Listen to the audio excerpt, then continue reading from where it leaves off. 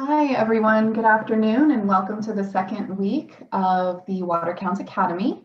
My name is Victoria Lort with Mission Springs Water District. And as everyone is signing on here, just a gentle reminder, if you could please in the chat post your first and last name. That way that'll help us with attendance, just to make sure everyone's here and accounted for. So we'll wait a few minutes just as everyone is logging on before we get started.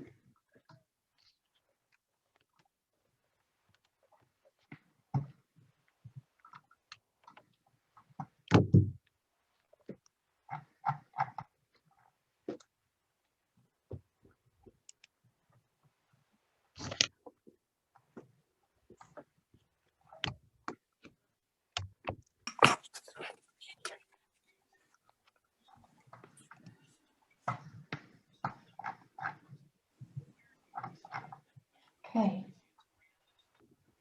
Well, I will go ahead and get started. We have at 12:03. So just a few housekeeping items as we do get started. So this week's presentation, we will be discussing about water supply. And before we launch into the presentation, I did just want to go through and reintroduce some of the CV Water Counts members who are on the call with us here today, or on the webinar here with us. This is our 5th year, and as you can see on the map here, each of the water agencies, water purveyors here in the Coachella Valley.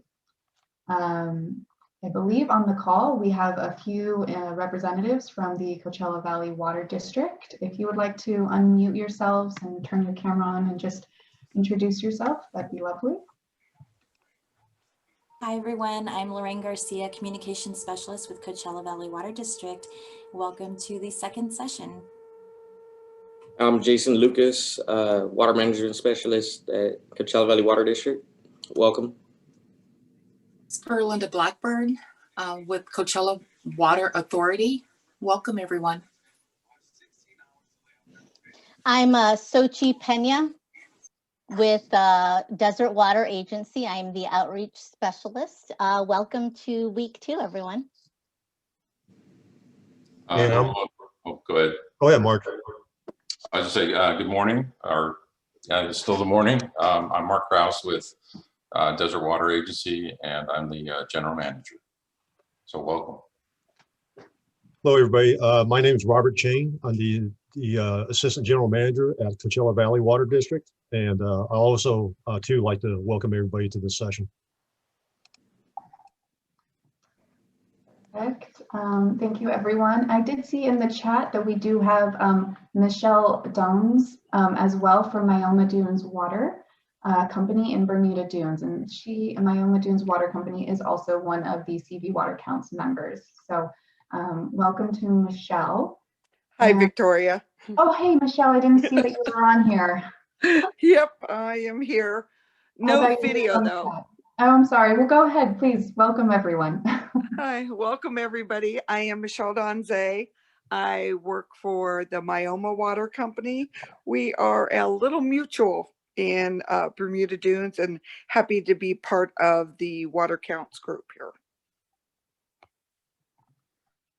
Okay, I don't think I've missed anyone else. If I have, speak now, forever hold your peace. All right. Okay, so as we get started, we're going to hop right in. So this week, our first presenter, we will be talking about water supply and bringing water into the Coachella Valley. Our first presenter is Mark Krause, you just met a little while ago. He is the general manager for Desert Water Agency. He has been at DWA for 26 years, and he serves as general manager since 2016. He was previously the agency's assistant general manager, and prior to that, he was an operations engineer. Before DWA, Mark spent 9 years with Krieger & Stewart, a Riverside-based civil and environmental consulting firm. Mark is a graduate of Cal Poly San Luis Obispo and is also a registered California civil engineer. He is a member of the American Society of Civil Engineers, the American Water Works Association, the Association of California Water Agencies, and the Water Environmental Federation. So everyone, let's give a warm welcome virtually for Mark Krause.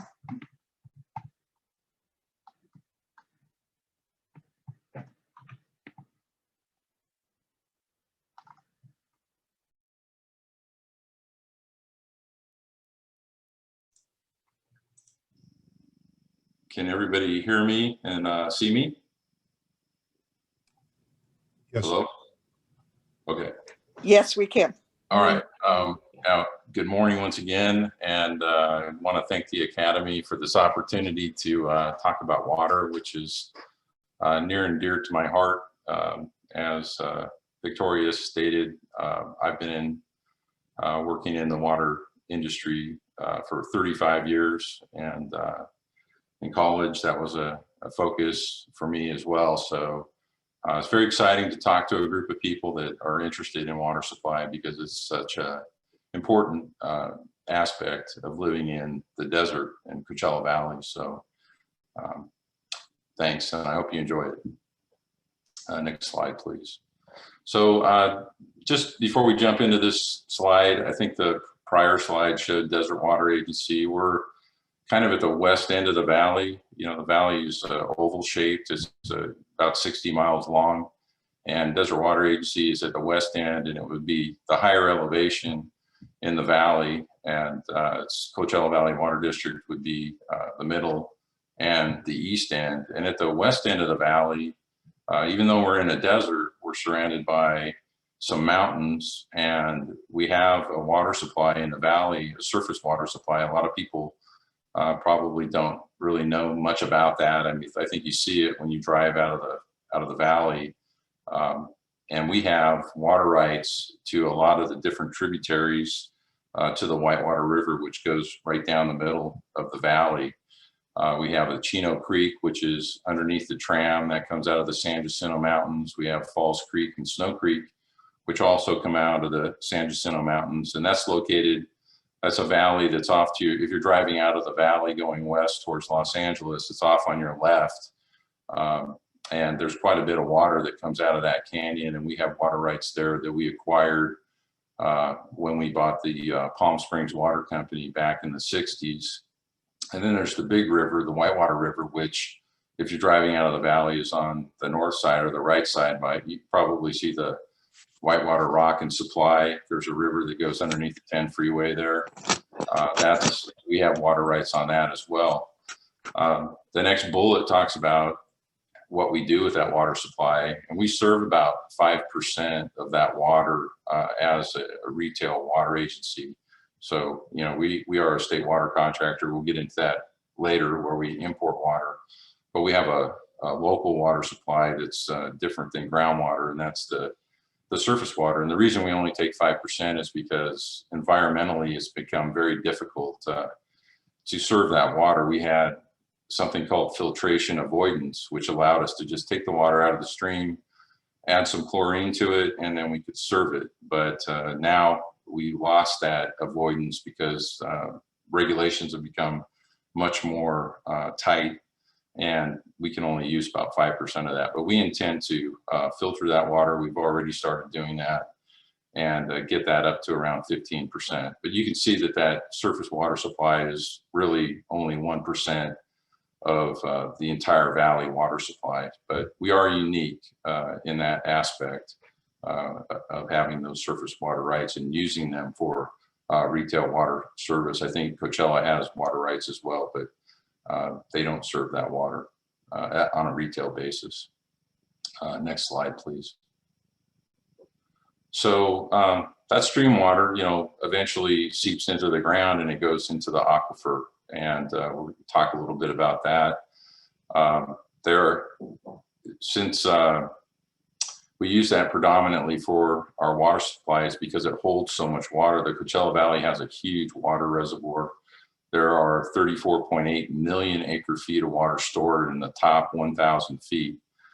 And I say top 1,000 because there are some wells that have been drilled historically that went down almost to 3,000 feet. So the aquifer is very deep.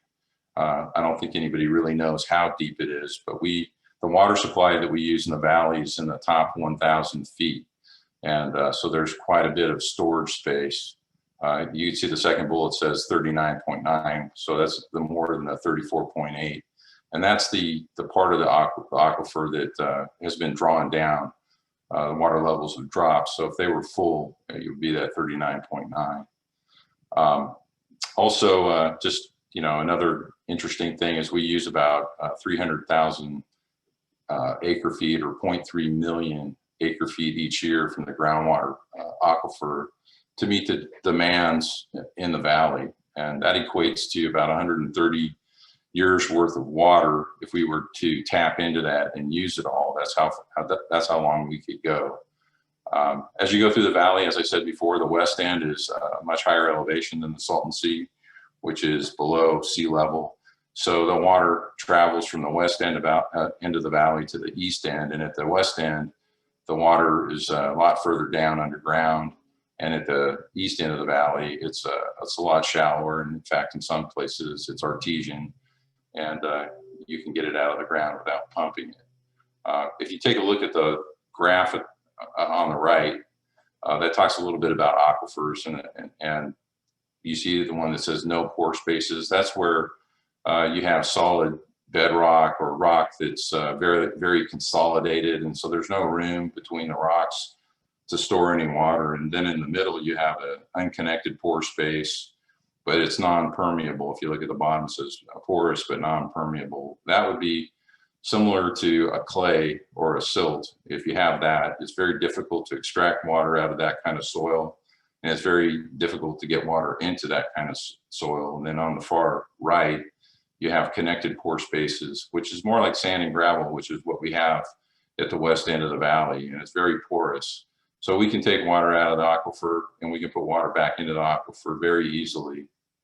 And then the bottom is a cross section of the valley. So you see the very top part of the ground is what they call the unsaturated zone. So that's any kind of water that you're bringing into the valley. If it's replenishment water, which is water that you import, it's going through the ground and it's traveling down, and that's in the unsaturated zone. The rain and the snow that melts off, that goes through the unsaturated zone until it gets down into the aquifer, which is a saturated zone. And then it's held there with the bedrock at the very bottom, which is, our non-porous or impervious layer. So that's, then we pump it out. You can see where we have wells in this diagram. So that's how we get it out. And there's recycled water that we all do to extend those supplies and do more with them. And then we have, there you can kind of see some agriculture. So there's some irrigation that goes on in the valley. We don't have any at Desert Water Agency really to speak of, but you have evaporation, which eventually turns into clouds that turn into rain, which turns into snow. So those are the water supplies, principally that we have in the valley. Next slide, please. So we talk a lot about acre feet. In the prior slide, we talked about 39 million acre feet. That's a foreign concept to a lot of people, and it might be to some of you. And very simply, if you take an acre of land and you put 1 foot of water over it, that's an acre foot. So that's pretty simple. That equates to 325,851 gallons. And that's why we don't talk about gallons, because the number is so huge. So it's easier to talk about things in acre feet. And then if you apply that to what a home uses, and those are those two little houses on the right, the one on top is, it says, hey, that new house that's really efficient is using 0.33 acre feet per year. And so again, that's kind of a head scratcher. What does that mean? A typical house is on a 1/4 acre of land. So that would be about 16 inches of water. If you had to put it over your property and you lived in a normal residence, it would be about 16 inches deep if you were walking through it, about 4 inches below your kneecaps. So that's what a new house would use. Down below, we have an older home with 1 acre feet, and that's 3 times as much. And so if that water were stacked up on your property, it would be above your belt line. That's a lot of water. So we become more efficient, but we're going to be talking about things in acre feet. So hopefully that gives you a little idea what that magnitude is. Next slide, please. So the Coachella Valley is really one big basin, but it is separated by subbasins, and the subbasins are created by fault lines. And you know, the San Andreas Fault goes through the valley, and on those fault lines, the bedrock that we saw at the bottom of the aquifer gets pushed up and becomes a dam, and it doesn't allow water to go from one area to another. So we call those subbasins. And up on the very top there, you know, you have there's a green area. That's the Mission Creek subbasin, which is basically Desert Hot Springs. And then you know that they have a hot springs area that's even north of that, and that's the Desert Hot Springs subbasin. And then in between that green area and the yellow area, you have kind of a pink area. We call that the Garnet Hill. And those are just, you know, the San Andreas Fault sort of split off little fingers. And so it created these different basins. And then you have this yellow basin, which is the big basin. Most of Coachella Valley Water District is in that basin. And Palm Springs and Cathedral City, who we serve, is in that basin. And that's the basin that can hold the most water. So you see those figures over on the right, they're 2.5 million acre feet, 1 million acre feet, 28.8 million acre feet. That's the amount of water that's stored in those different basins. And you can see that the Indio Basin is really huge compared to the others. And it's a very big basin. So next slide, please. So I mentioned a little bit in the beginning that we have an imported water supply. In fact, that's why Desert Water Agency was created back in 1961. You know, water levels in the valley were dropping down. You know, in the 1920s, Palm Springs and Cathedral City, they just used the surface water supplies that we talked about. But then very quickly after the population started to grow, people started to pump water. Agriculture really started to get moving. Water levels dropped, and the people that lived here, you know, the cities said, hey, we have to do something about this. We need to be sustainable.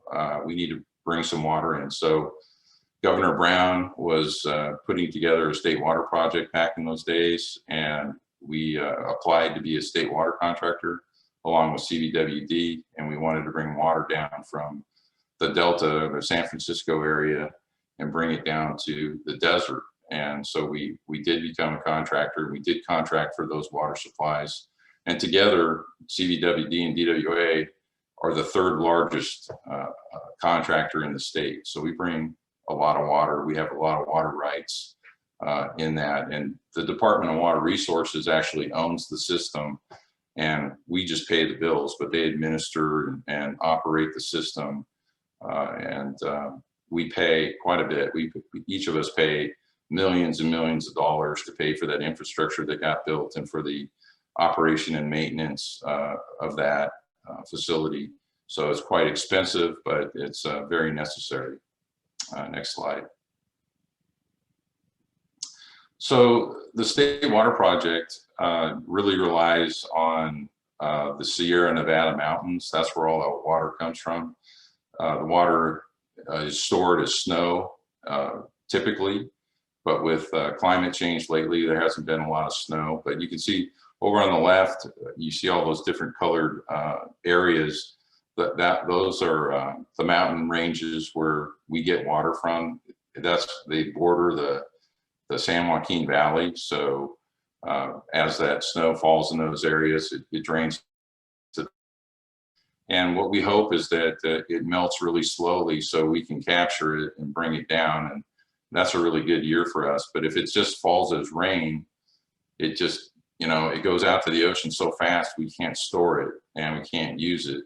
So we're really fighting for that. You can see these two pictures of different snowpacks. In 2018, there wasn't very much snow. And in 2019, there was snow. And it's become very unpredictable. And what it really means is that we need more storage. And we're trying to do that. Both of us are invested in a project called Sites Reservoir, which is a new reservoir up above Sacramento, off the Sacramento River. And we're trying to take advantage of those big flows that come through store them and then bring that water down later. But this slide just emphasizes that it's all about the snow, and our water rights are in Northern California, in those Sierra Nevada mountains and in the Delta. Next slide, please. So here is a really great picture of the Delta. First bullet talks about 30 million acre feet. So that's a lot of water when we were talking about acre feet that come through the Delta, and sometimes comes through really fast when there's no snow, and slowly when there is snow, and we hope for snow. All 7 million acre feet of water are taken out of the Delta for urban use and for agricultural use. So that gives 23 million people a water supply, plus millions of acres of farmland. So it's very critical for us. Next slide. So some of the things that we've been dealing with with that water supply are environmental issues. We have a picture here of the Delta smelt, and this picture makes it look really big, but this fish is only really about an inch long. It's just super tiny. And there used to be, millions of these little fish in the Delta, and now there's very few. They can barely find them, so they're endangered along with a lot of other fish, and that for several different reasons. There's predators in the Delta, and they think that maybe it's because the water that's being pumped out of there has changed their flow patterns in the Delta, and sometimes they're near the pumps where we extract water out of the Delta. So the Delta smelt has really controlled about how much water we can get out of the Delta, along with the other endangered species. Next slide, please. Another thing that we have to deal with is earthquakes. And here's a video that kind of shows what might happen. Over on the left, that's where the ocean. So the water comes into the Delta, and you can see all those little streams. And there's a seismograph at the bottom. So we've just experienced an earthquake. And the levees in the Delta have liquefied. And now that ocean water is seeping into the Delta. And this is about a 2-minute video, and they're showing you a breach of a levee right there. So when those levees get breached, that seawater floods in, and all that farmland gets inundated. But more importantly, it's brackish water, it's salt water, and that's really bad.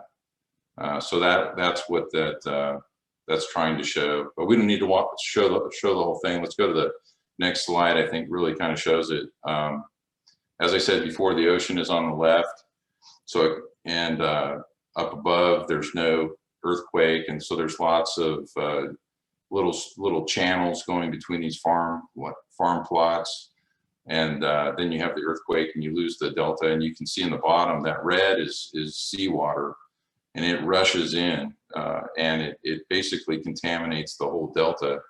And what we're doing is we're taking water from the top of the picture, which is the Sacramento River coming into the Delta. And you can kind of see a square-looking pond at the bottom, and that's a little lake, man-made lake, where we pump water out. And in between is all this salt water, and it basically stops us from importing any of that water. So we're very nervous about earthquake. And so those two things are environmental conditions, and earthquake are big factors. Next slide, please. What that translates into is reliability. Reliability is, this graph is kind of complicated, but hopefully I can break it down for you so you can understand it.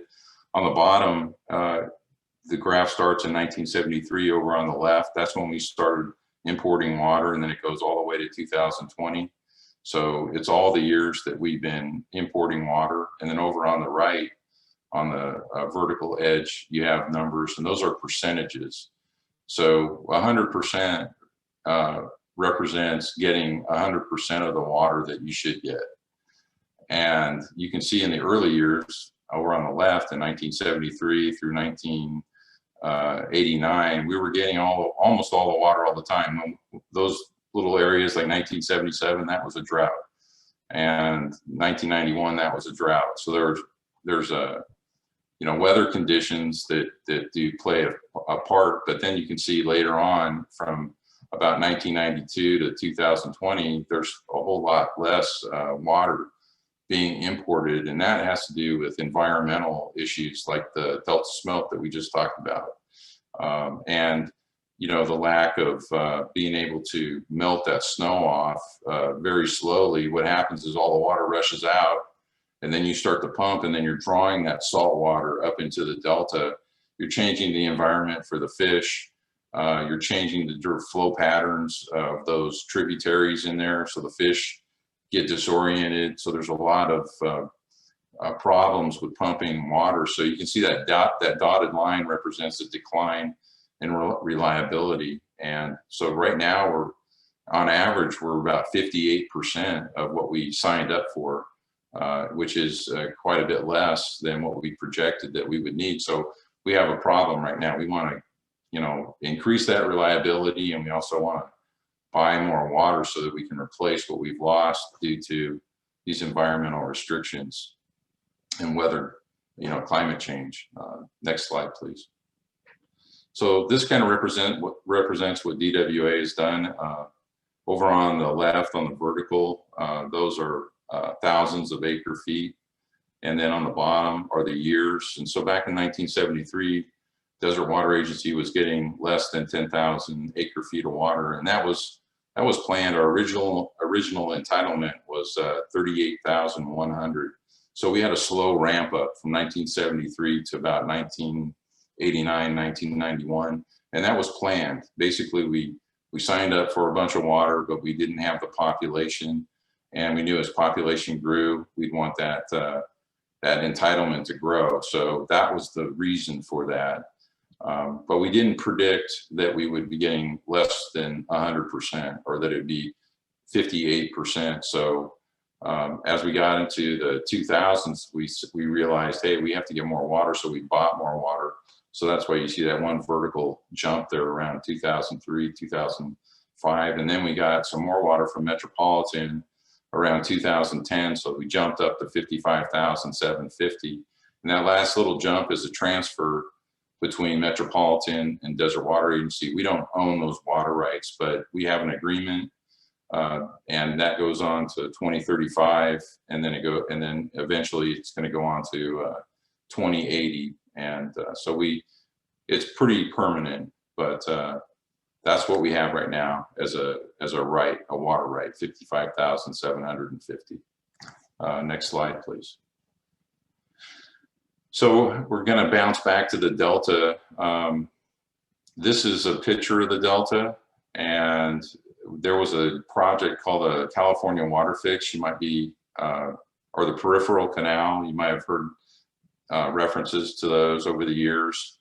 And what that was meant to do is to take water, instead of pulling it through the Delta, through all the natural tributaries and rivers, it was going to be a conveyance facility to kind of go around the Delta so that you didn't affect what was going on in the Delta. And they decided, well, we'd rather not do a canal because that's susceptible to earthquake, and it's, you have a lot of environmental impact on the surface. So they decided, hey, let's do a tunnel. So there was the California Water Fix, and that was 2 tunnels off the Sacramento River way up there on top.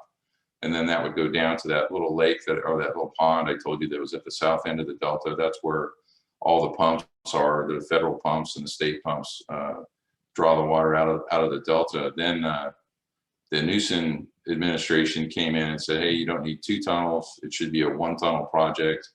Still a really big tunnel. It's like 40 feet in diameter, but the project was decreased, but it increases our reliability.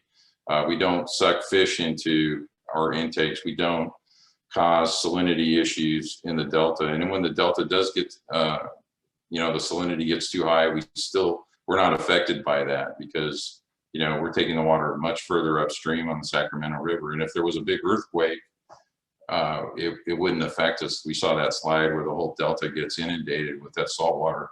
We would be able to pump water off the Sacramento River, which is above the Delta, and not be affected by that. But this project is been going on for 30 years.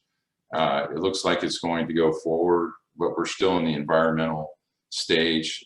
Coachella Valley Water District and Desert Water Agency are both actively pursuing participation. We're paying for the planning costs along with the other contractors. Almost all of them are involved in that project. And we really hope that we can increase that reliability. That's what we want to do. It's not new water. We're just going to get more water that we signed up for. Next slide. So over here you see the state of California, and up on top you have Redding. That's kind of where Shasta and Trinity Reservoir are. The little line coming down out of Redding, that's the Sacramento River. And then you have that first little branch that goes off kind of at a 45-degree angle up, and you see a little lake there. That's Lake Oroville. That's a state water project reservoir. So that's where we store our water. And then it comes down past Sacramento and it's in the Delta. We talked about that. And then you can see that line kind of, the blue line kind of picks up and it goes south into Southern California. And that's the state water project, conveyance facility. And there's little branches off of that. There's one that goes down by Santa Barbara. So we call it, that's the coastal branch. And then the east branch is down there by that red box. And that's the part of the project that comes down into Southern California where we are. And it basically, if you look at that blow up right there, it terminates in Lake Paris, which is in the bottom right-hand corner. But that's still a long ways from us. You know, Lake Paris is on the other side of the San Jacinto Mountains. So that state water project facility is pretty far away. It's about 40 or 50 miles away. And then right in the middle on the right, you see Devil's Canyon Power Plant. That's right below Lake Silverwood. If you go up the 215 highway in San Bernardino, you go by Lake Silverwood, and that's kind of where we basically paid for all the infrastructure up to Devil's Canyon. So that's our outlet, and that's where it stops for us. And that's a problem because that's obviously not here.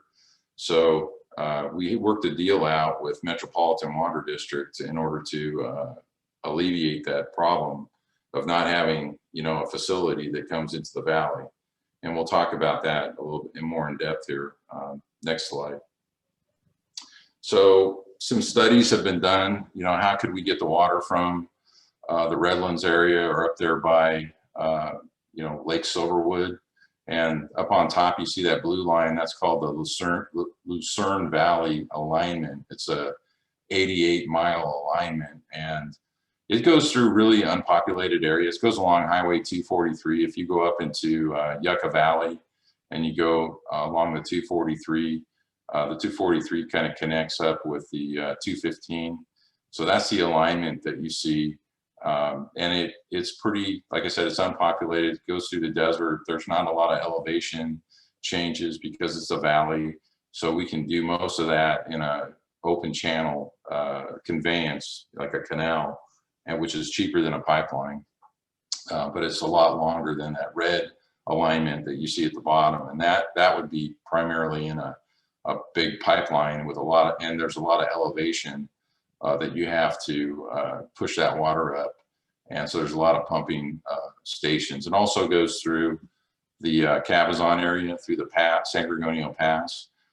There's the Morongo Indians in that area. So you have to go through a reservation, and it's very difficult to get through an Indian reservation. There's a lot of federal hoops that you have to jump through, and typically utilities go around the reservation because it's very difficult to go through it, and that wouldn't be an option for us. So the Lucerne Valley alignment was the preferred alignment, and it's very expensive. The cost was $1.6 billion, and that's been escalated to, I think it was like 2019 or 2018 dollars, but it's even more than that because that cost doesn't include some modifications that would have to be done on the existing state water project facilities. So hefty price tag, and at the time really not judged to be viable. Next slide, please.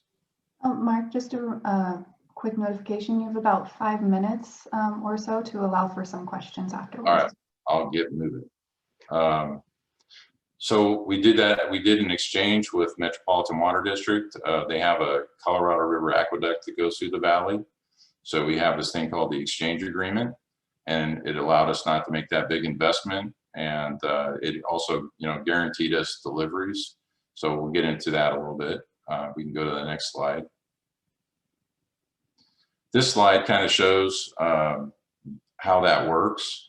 At the very top, you have Lake Mead, and coming down vertically out of Lake Mead, that's the Colorado River. You can see it goes through Hoover Dam, and then through Lake Mojave, then through Davis Dam, and then down into Lake Havasu, right before Parker Dam, and that's where Metropolitan has their aqueduct intake. And that intake and that aqueduct, luckily, comes right through the Coachella Valley. You can see it comes, right to left, and you see that CVWD in that shaded area, that's the valley, and it comes right through. So we decided, hey, we'll take your water supply off of there and we'll trade you for the State Water Project supply, which they take at Devil's Canyon. So we have, a great opportunity, and that's what we've been doing since 1973. Next slide, please. So what do we do when we take that water off of the Metropolitan aqueduct? Well, you can see the highway right here. If you look at the middle of this picture, and then there's a highway, that's vertical, that's Highway 62. If you look a little bit more to the left, you see another line's kind of white. That's the Whitewater River. The aqueduct goes right across the Whitewater River and kind of at the bottom of that little mountain range. We take the water and put it through a hydroelectric plant and bring it down. It goes further down into that, it looks like a triangle with some lines through it. That's our spreading basins. And we bring it in, percolate it into the aquifer there. And then there's another recharge basin. If you look back up at that Highway 62, you can see blue colored triangle. That's another recharge basin for the Mission Creek area. So we have 2 recharge facilities off of the State Water Project. Next slide, please. This is where it comes into the Whitewater River, up in the canyon. If you're familiar with the old fish farm that was up there, it's kind of in that area. And that building is a hydroelectric plant. So we take part of the water and we run it through there, and we generate 1 megawatt of electricity. And then over on the right, the water just comes out of the pipe and comes down the river and is conveyed down to the facilities off of Highway 111. Next slide, please. And this is a picture of it coming down out of the canyon. And this is before it hits the 10 freeway. And then finally, it makes its way across the 10 underneath the railroad, and that's Windy Point off of Highway 111. And then it enters into the recharge facilities, which are owned and maintained by Coachella Valley Water District. And you can see it's in a nice little open channel canal there. That's part of their facility. Next slide. And it keeps going down that canal, and then it kind of spills into ponds as it goes down that canal. And those things are about 5 or 6 feet deep, and they're very big. There's like 700 acres or so, I think, of ponds. It's a very big, it's like 1,000 acres altogether, but of wetted area, it's about 700 acres, I think. Robert, correct me if I'm wrong, but it's one of the biggest recharge facilities around, and you can put a tremendous amount of water in the ground very quickly. Next slide. And there's another picture of those ponds, and you can see how it kind of spills from one pond to the other. That's where you see the kind of the rapids in between those levees. That's water going from one pond to the, so it cascades. Next slide. And that's it. Hopefully I made my time. Thank you for a great presentation. I definitely learned quite a bit. So just a reminder for our participants, if you have any questions, go ahead and open the question and answer Q&A feature at the bottom, and we will start asking them. So we do have a first question here. Don't we lose a lot of water from evaporation with the water traveling through all the miles of open canals?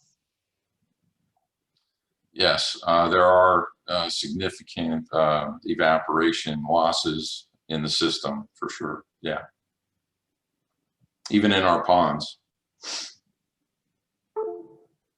And so while we wait for another, is it substantial evaporation? Well, I mean, I shouldn't say significant, but I mean, there is a loss. It's not a huge loss. It's, I think, you know, probably less than 5%. Also, you can raise your hand. Let me pull up the participants screen just in case any of you have raised your hand. I can unmute you and you can ask your question. Okay. I think I would just add that if, you know, if we were like a lot of water districts store their water and surface water facilities, and they really have their evaporation problem. We get the water, and you know, once it's in the ground, it's preserved. So that's a nice feature of groundwater banking. Francisco, you had your hand up. I've unmuted you if you'd like to ask your question. Mark, my name is Francisco. I'm an environmental specialist for Spotlight 29. I know that you guys have that small hydroelectric dam. Is there any way you guys can get more energy out of that dam than 1 megawatt? And where does that energy go, to follow up that question? So we don't use that. Well, I should answer your first question. We could put it all through a hydroelectric facility. One of the problems that we have is that when you're running a hydroelectric plant and you're hooked up to Edison, if Edison has a disturbance or a problem, if there's a voltage issue, that plant has a lot of problems. It trips offline all the time because of brownouts and blackouts. And whenever the wind blows, which is a lot of the time, they have issues. So we really, I don't think we want to put all the water through that. We're putting about as much through it as we can without interrupting the real goal here is to import the water, and that would interrupt it constantly. Thank you. And the power goes out to the grid. We get paid for that, and CVWD and DWA use that money to reduce the, you know, pay the costs on the state water project. So it's a good plan. We have a couple other questions here. Are we worried about an earthquake damaging the canal, or the tunnel, excuse me? From what I understand, they've done some studies, and it would be very resistant to any kind of seismic activity. It's down very deep, like 140 feet below. What determines when conservation measures go into place? Well, we're here in the desert, so we're always trying to conserve. We had that big drought in 2015, 14, 16. I think it was about 3 years there where we had restrictions. So those were kind of exceptional restrictions where we limited the amount of irrigation, you know, that people, at least in our service area, that's how we dealt with it. We could only irrigate, you know, a couple days a week. But we've planned pretty well, and we certainly don't want to have to go buy more water, and we want to not be, you know, conscientious with how we use water. So we're trying to get people to take the turf out. And if you do have turf, you know, we have a lot of restrictions in place to not have runoff and not to overwater or waste water. So, but we don't have extraordinary, you know, conservation measures in place. We just basically have conservation measures in place to help use what we do get efficiently.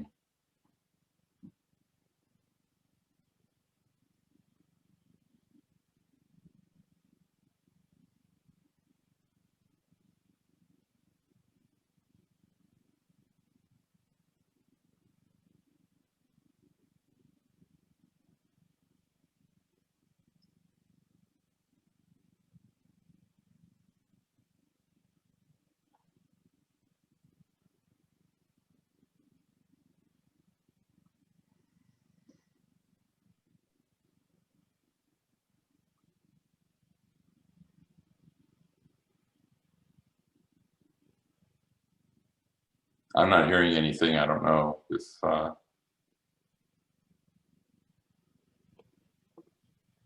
Victoria? Oh, I had a little knock offline too, so oh, she might okay. have had a network problem. Oh, Victoria. Did we lose you Hi, for a second there? everyone.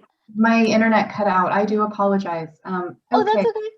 Did we lose everyone?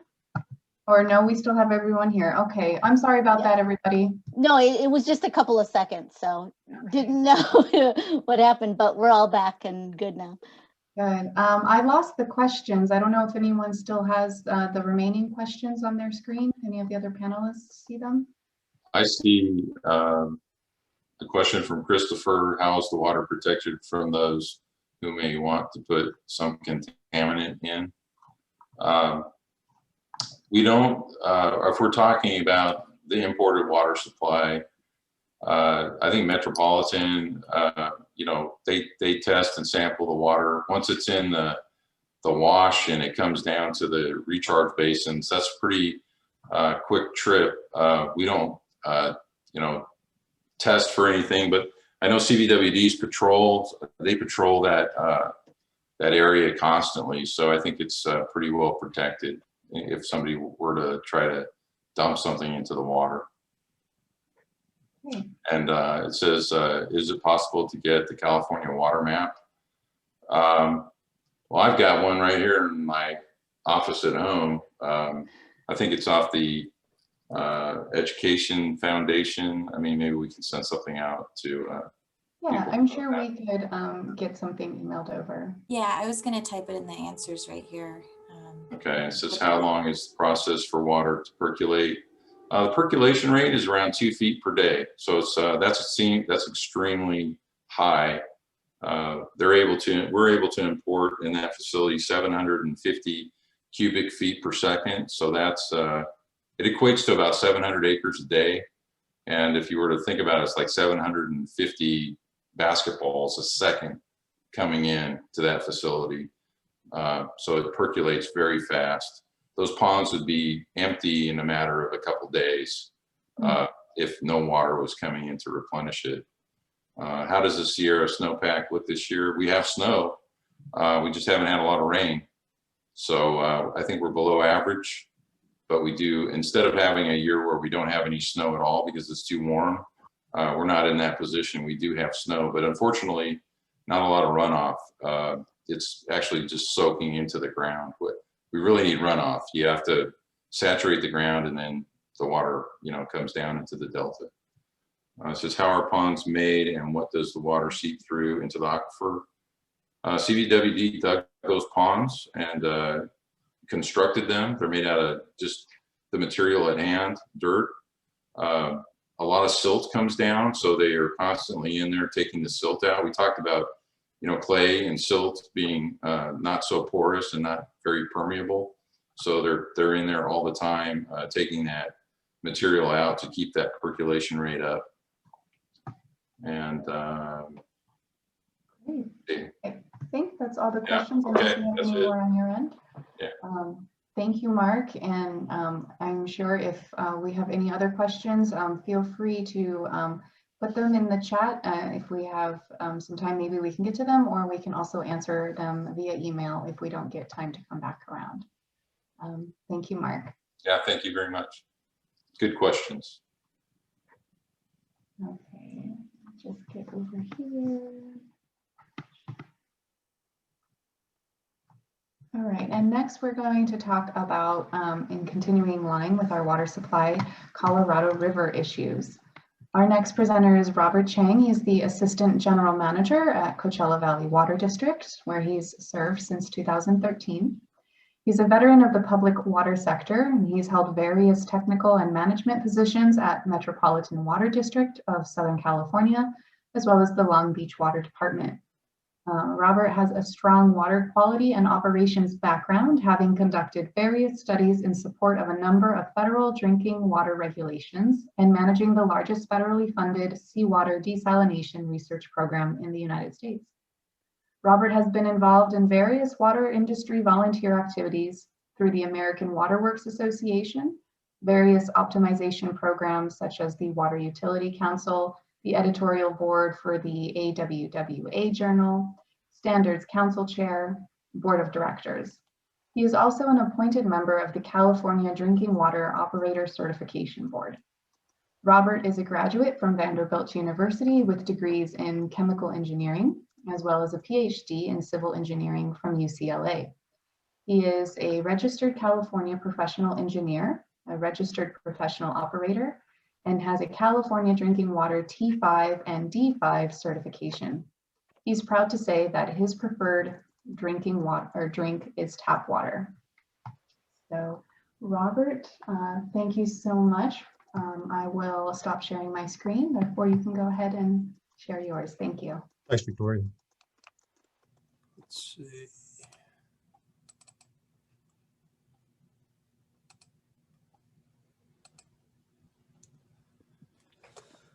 Okay, can everybody see my screen okay? It looks a little bit small on mine, but just want to make sure.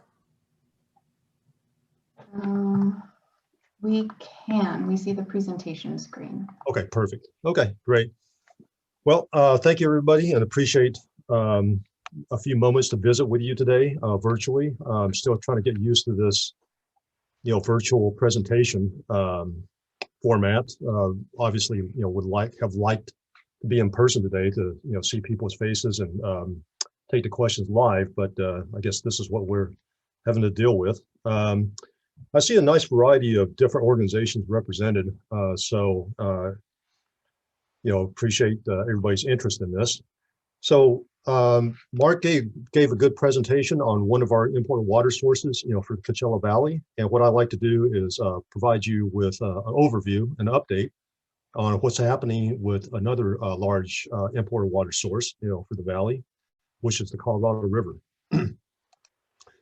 So by the way of background, I'd just like to kind of show a map of the Colorado River water system. It runs through 7 states.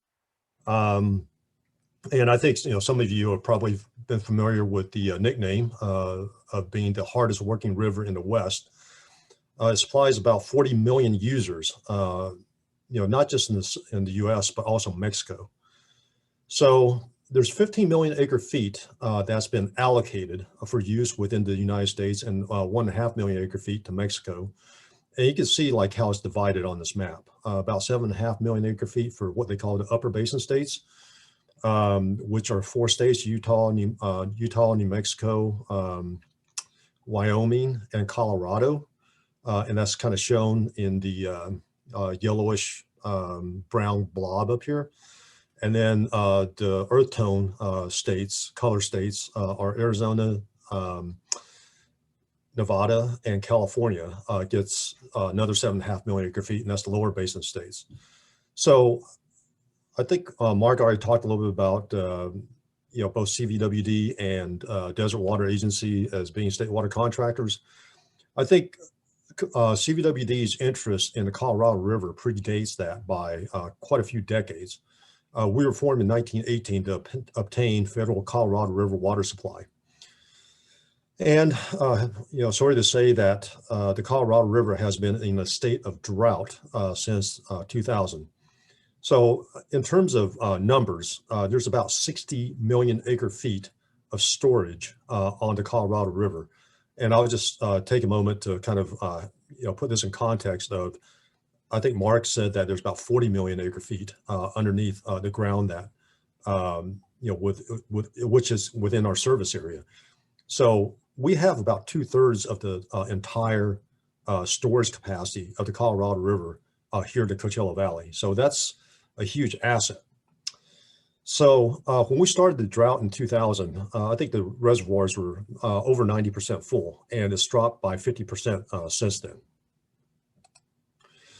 So we're going through 7 states. You can imagine the working relationships are pretty complex. And within California, there's even, I'll start off there. There's 4 different agencies that have entitlements to the Colorado River. And in order of priority is Palo Verde Irrigation District, then followed by Imperial Irrigation District, who's our neighbor to the southeast. Then the third in line is Coachella Valley Water District. And then the last one is Metropolitan Water District, Southern California. So one of the interesting facts here, I'd like to point out, you have two of the largest water agencies, I think, in the country represented in California. Metropolitan Water District is a behemoth. They serve about 20 million people in Southern California, operating revenues over $1.5 billion, a huge municipal and industrial agency. And Imperial Irrigation District is probably the largest agricultural district in the US. And, it's literally in our backyard. Kind of going on to the basin states, you can see the state seals for the other 6 basin states. And then we also deal with the federal government for deliveries to Mexico. You can see kind of going from left to right, the US interior symbol. The middle one is the interstate interstate Water Commission, and then Conagua is, I guess, the Mexican equivalent of Bureau of Reclamation. So with all of these stakeholders in the picture, it'd be very difficult to get things done if there was not a high degree of collaboration. So fortunately, I think CVWD has had a long history of working cooperatively with other agencies. And, just in recent history, 2003 Quantification Settlement Agreement, which quantified the use of Colorado River water in California. 2007 Interim Guidelines was a cooperative effort between the states and the feds to kind of operate the Colorado River, both in times of normal operations as well as drought and surplus, which unfortunately we haven't had in 2000. The Drought Contingency Plan, which was adopted in 2019, that CVWD was a party to. And we're just literally starting the renegotiations of the 07 guidelines now, which will expire in 2026, which will set the stage for the next 20 to 25 years of operations on the Colorado River. So I can't emphasize the importance of the Colorado River to the Coachella Valley enough.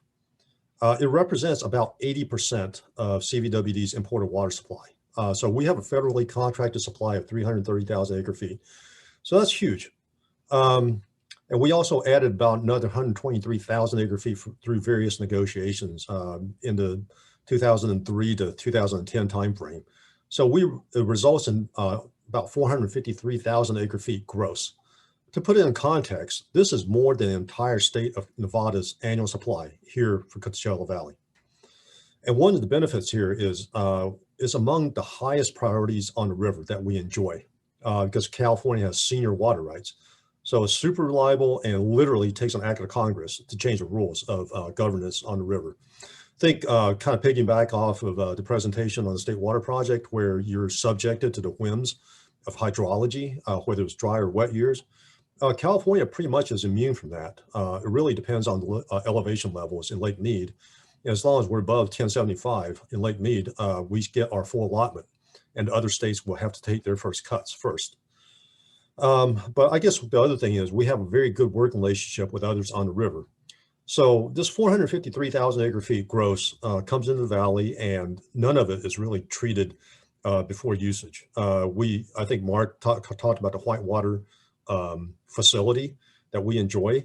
And so all the water is percolated into the groundwater. And I think most of the water that we use here in the valley, comes from groundwater source. But we fight very, very hard to protect, the supplies, to make sure that we have enough for future generations.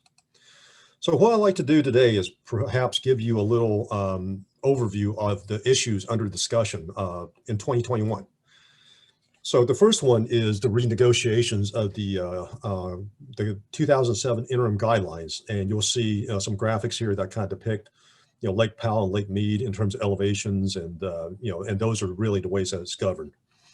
And I think one of the things that is being talked about right now is this Lake Powell pipeline that routes some water for Utah's entitlement, from the lake to St. George to spur development. Salinity is a huge issue, I think, of discussion on the Colorado River. And I think it's pretty well known that excessive salts in the water do cause both commercial, residential, and agricultural damages. And, this is a little graphic from Reclamation that kind of, tracks the increase of salinity and some of the quantified damages financially. And the last issue, I think most of you are probably aware of, at least, is the Agua Caliente lawsuit against Coachella Valley and Desert Water Agency for some water rights. And I'll give you a quick update on that that's related to the Colorado River supplies. So the first item of discussion, the renegotiations of 2007 guidelines. So again, the sets of rules, for Colorado River water deliveries and set to expire in 2026. This is going to be a pretty tough negotiations in the sense that all 7 basin states, including California, and the federal agencies are going to be involved. So again, I think there's some foresight to say, hey, this process needs to start in 2020 if we're going to come to some sort of agreement in by 2026. The basin states have recently cooperated together to avoid mandatory delivery shortages. And I think I mentioned, like in Lake Mead really, the elevation levels here dictate whether Arizona, Nevada, and even California would get shortages or not. So recently, I think in 2019, Coachella Valley Water District inked a deal with the rest of our state and federal partners to avoid shortages on the river. And that was the drought contingency plan. And I'm not going to get a lot of details on that. Certainly, I could probably fill half an hour discussion on that by itself. I think one of the issues that's going to be put on the table, be surprised if it wasn't, is supply and demand is not in balance. So again, 15 million acre feet allocated to 7 states. And even by Reclamation's recent study, which I showed the book cover here on the left, there's a long-term imbalance of about 3.2 million acre feet. So, when you do the calculations, there's about a 20% imbalance. So basically, the supply and demand don't match up. So the question is, okay, so how do you kind of, match that up? So that's the structural deficit argument that Arizona has always been making. I think I talked a little bit about other states seeking to fully use their contracted volumes, and LPP's Lake Powell pipeline. So this is a multi-billion-dollar effort, I think, for Utah to bring in additional waters to St. George to help out with the development. And the last thing I would say here, before I close this topic out, is the question is, when we go through and the basin principals get together, are we going to be making adjustments to the 2007 guidelines, which for the most part I think has worked pretty well, or are they looking for major revisions? In other words, with the entitlement or allocation method, where for example, like California, we have the most senior water rights, so we're immune for the most part to drought situations. I think a lot of states would probably like us to go to a more like a state water project way of allocating, where everybody shares the pain in dry conditions. The second topic I'd like to cover very quickly, and this is rather a busy slide, but I was trying to pack a lot of information and graphics in here, relevant info on the salinity control program. So I talked a little bit about the damages salts can have on water supplies. And this program was actually started in 1995 on a federal level to limit the salts in the Colorado River. And there's damage to the salt sector. So maybe I'll invite your attention to the panel on the left where it says sources salinity. So you can see roughly about half, or 47%, comes from natural sources. And then the other half are, a combination of reservoir operations and irrigation activities, runoff from irrigation. So I would characterize those as man-made. So moving down to the lower left graphic, there's quantified about $354 million worth of damages from that's attributable to salinity in 2020. And a big part of that is in the ag industry, which in the Coachella Valley is a pretty big economic driver. There's about $230 million worth of damages, and then followed by residential and commercial. And, I'm not going to get into the rest of it, but all these data are have been vetted through by Reclamation, Bureau of Reclamation.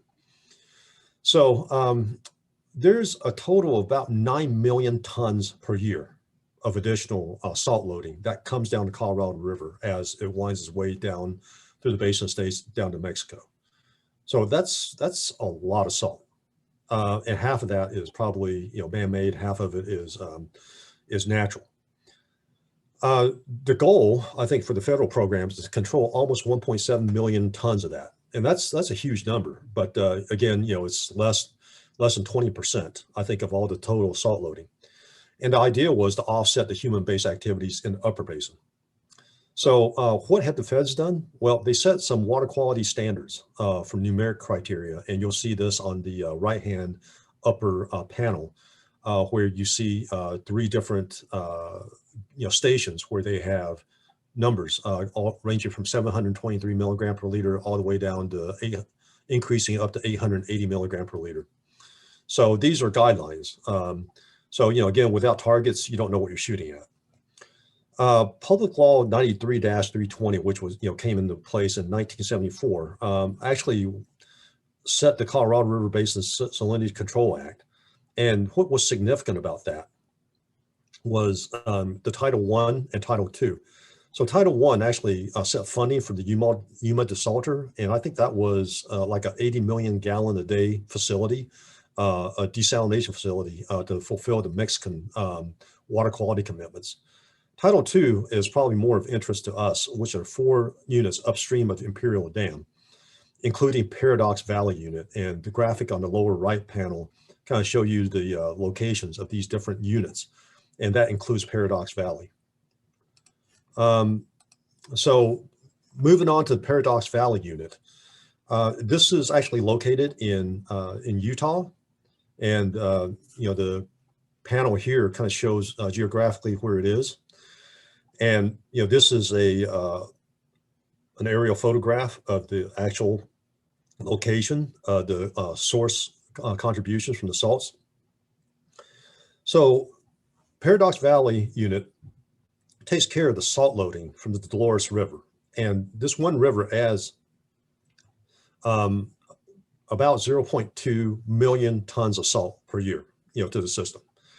The Paradox Valley Unit diverts about 250 water that is about 250,000 milligram per liter for injection. So put into context, seawater is only 35,000 milligram per liter. And I think everybody knows how saline that is. So this is about 7 to 8 times more saline than seawater, and this is naturally occurring. So that unit was designed to remove greater than 100,000 tons of salt a year. And remember the graphic I showed you previously, the commitment from the federal government is to remove about 1.7 million tons of salt a year. So this accounts for about 10% of the salt that's removed in the program. This has been operational since 1996 and has been pretty successful. And the way it works is this graphic on the right top-hand panel.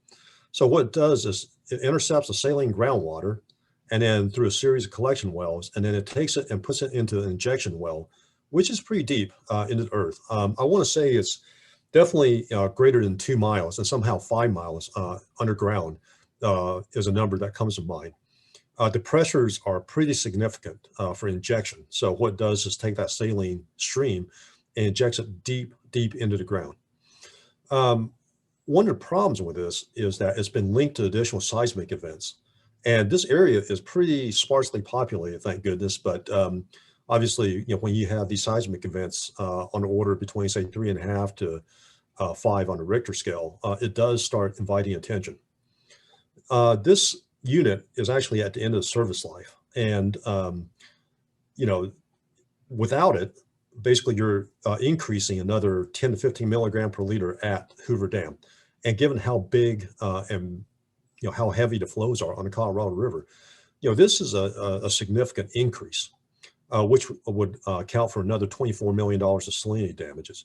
So some of the projects that have been looked at as successor projects to this program are evaporation ponds, zero liquid discharge technology, as well as a new well. Reclamation is the lead agency for looking at alternatives on behalf of the basin states. And they completed their study, year-long study recently, And they basically recommended a no action alternative, which the basin states, primarily the lower basin states, are pretty upset about. And the reason why, for obvious reasons, increased salt loading. So we're kind of hoping that we can track this and maybe get the U.S. to change their mind. But again, with a change in administration, I think it makes the conversation drag out a little bit longer. The very last topic I want to give an update on is the issue of tribal lawsuit. So I think most of you who've been here in the Coachella Valley for longer than I have probably remember when this first started. I think this was like 2012, 2013 timeframe. This is when I first came to the district. So just kind of refresh your memories of who are the parties to this lawsuit. It's actually the Agua Caliente Band of Cahuilla Indians. The U.S. Department of Justice actually intervened on the part of the tribe. So they're on one side, and then Desert Water and Coachella Valley Water District are on the other side of the lawsuit table. So just I don't think we've had many news articles on this recently. So I'll just give the group a very, very quick update on what the issues were and where we are today. So kind of going from left to right, on this table. Okay, so there's three primary issues I think the tribe is arguing about. So the first one is water rights. The second one is pore space, and the third one is water quality impacts. To the groundwater basin. So going to the next panel, it's the tribal arguments for the water rights are actually twofold. They argue on the basis of Aboriginal water rights, and the argument was because the tribe was here first, they should have some implicit right to that groundwater. And then secondly is after the reservations were formed, it was argued that they should have reserved water rights under the reservation system. For the pore space, their argument is pretty simple. They want storage in the groundwater basin. And right now, the groundwater basin that we overlie is not quantified. And I'll talk about that in just a second. And the third issue really is they're saying that the importation and the recharge by Colorado River water harms the groundwater basin. So we need to treat Colorado River water to specific standards before recharging it into the basin. So kind of moving on to Desert Water Agencies and CVWD's positions, and we are conjoined on this lawsuit here. And also the court ruling so far. So maybe we'll just take these issues going down. The first one is the Aboriginal water rights. The claim was actually, our position was the claim was barred by 1851 Act, and the court agreed, so that was dismissed. The second issue with reserved water rights, I think our two agencies' position is it's not necessary because, the tribe has confirmed surface water rights, and also California law provides for correlative groundwater rights to landowners. So Desert Water and Coachella Valley water districts have always been responsible in providing water for our users. And, we don't see this changing going in the future. So our argument is, okay, so, show us how you've been damaged by not having reserved water rights. The court right now, they're saying the reserve right doctrine may extend to groundwater. So they're examining this right now, but nothing's been decided yet. The request for storage, I think our argument, again, is storage in groundwater basin is a public common, and it's not exclusive right because, again, we serve, all the water that, most of our water users need for reasonable usage. The court, didn't say yes, they didn't say no. They're accepting supplemental complaint filed for quantification. So they're still kind of in the process of reviewing that. And the very last one on water quality, what we basically said was, okay, you're arguing that there's harm and impacts by recharging with Colorado River water. Well, for one, I mean, the water supplies in California are pretty limited. And so I think our argument is, okay, show us where you've been damaged by us recharging Colorado River water, all these decades, basically no injury shown. And the court agreed. So this was dismissed for a lack of standing. So with that, I know I breezed through the topics pretty quickly. I thought this might be interesting because these are topics that you may not be aware of as Coachella Valley residents.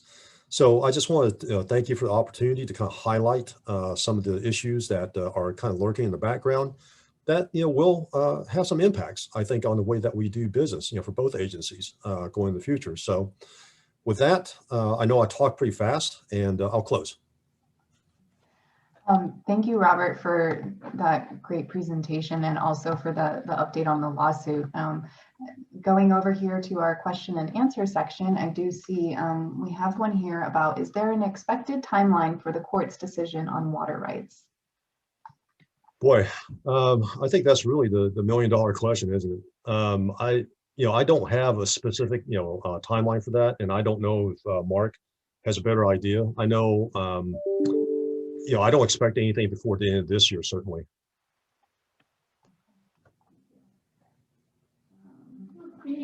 Okay, so if anyone else has any other questions, please feel free to go ahead and put them into the chat.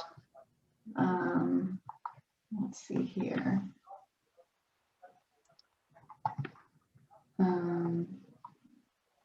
Oh, I'm sorry, I didn't see that. If the Coachella Valley imports approximately 450 million acre feet of water per year, how many million acre feet do the water agencies in the Coachella Valley provide to its customers?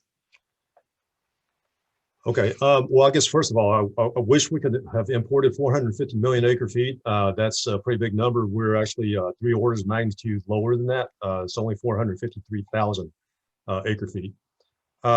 So I would say that, with the exception of maybe 40,000 acre feet, we use all that water.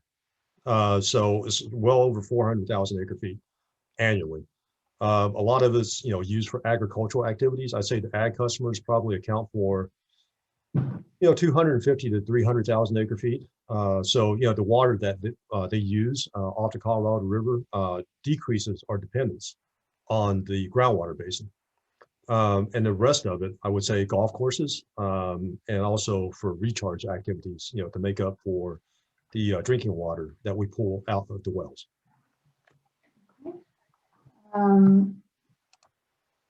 Okay, which court, going back to the Agua Caliente case, which court is handling this decision? And then in parentheses, Supreme Court question mark. Right. I think, it's actually, I think a court in Riverside. We were trying to get this, the Supreme Court of the US to hear these arguments and, perhaps come to a quick decision, because it was our feeling that, the groundwater rights issue is not a new issue, but, there have been some Supreme Court rulings on surface rights, Indian water surface rights issues. But, surprisingly enough, there hasn't been any Supreme Court rulings on groundwater issues. But the Supreme Court declined to listen to this case because it hasn't made its way fully through the California courts yet. Okay, one more question here. Is all Colorado River water that is imported used for groundwater recharge? Right. So again, I think I'll piggyback on the other question, I think, which was, the 453,000 acre feet, how much of that is delivered, used by customers. So I believe that, about 300,000 acre feet of that, were 75%, let's say, is delivered to agricultural customers. And that's actually used just, for irrigation purposes. That's not put back in the ground and then the customers pull it out of the ground for irrigation. So, they're direct applying that water, and so in lieu of pumping. So, so we see that as helping the groundwater basin. The other, say 100,000 acre feet are used for golf course customers, for, golf course irrigation, and then also for, surface spreading at the Whitewater facility. So hopefully that answers the question.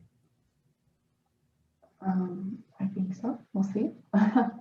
Is it just Desert Water Agency and Coachella Valley Water District customers who are paying for the lawsuit? What are the litigation costs thus far? Yeah, great question. So I'll answer this. In general terms, the first one's easy. Yes, definitely Desert Water and Coachella Valley's water district's customers that have been paying for the cost of this lawsuit.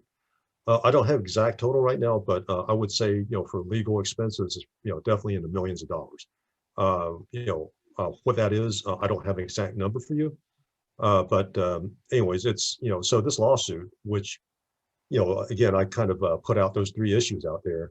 I think our agencies, Desert Water and Coachella Valley Water District, have been, I think, pretty cooperative and pretty reasonable in our approaches to the tribal demands. And again, I think that we have been open to to hearing what the concerns are. But obviously, I think the tribe feels otherwise. And unfortunately, I think we're having to go through the courts to make a decision rather than come to some sort of a mutually acceptable agreement. Mm-hmm. Okay, well, thank you, Robert, for your presentation and taking the time out of your day today. Thank you as well again to Mark. We really appreciate you coming and letting us know about water supply here in the Coachella Valley and different issues surrounding it. So thank you. Yes, okay. So sorry, just trying to share my screen here again. And here we are, okay. So as we move from this week into next week, we will be talking about water efficient industries, such as agriculture, golf, and cannabis industries. And just a quick reminder for those of you who may have joined us a little bit late, please go ahead and put your first and last name in the chat for attendance taking purposes. And we just want to remind you that after today's class, we will be sending out a survey. We do want to hear from you. We want to know if there's ways that we can improve this as we are going along throughout the academy sessions this year. So please go ahead, take the time to fill that out for us. And this here is Splash. So just a friendly conservation tip. You can convert your lawn to drought-friendly landscaping. And then also, of course, too, if you do need to contact any of the water agencies, this is our information in our website. We also do have a Facebook page, CV Water Counts. You can go ahead and give us a follow there as well. And thank you everyone for coming out to today's session. Thank you again to our presenters, and we look forward to seeing you next week. Thank you. Thank you.